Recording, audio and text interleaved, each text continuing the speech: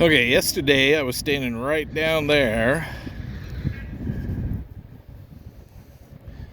and now I don't know how deep it is. It's at least a foot deep, somewhere between a foot, maybe a foot and a half.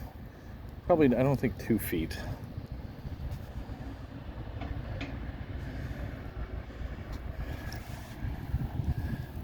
Actually, it might be 2 feet. Some parts maybe more. And the water was just getting right there, and now look at it. It's all the way down going towards the Missouri River. I should have walked down this when it was dry sometime. Actually, it's been a while since I've seen this much water in it anyway.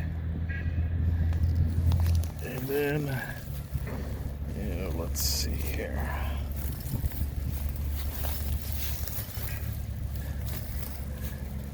And then the video from yesterday, I showed it where it was coming from, that side of the road, or the other side of the road, but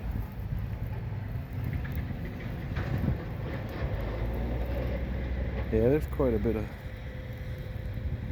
I don't know where it all came from either. I think it come from the power plant over there. They had pools around, so I think they pumped one of them out.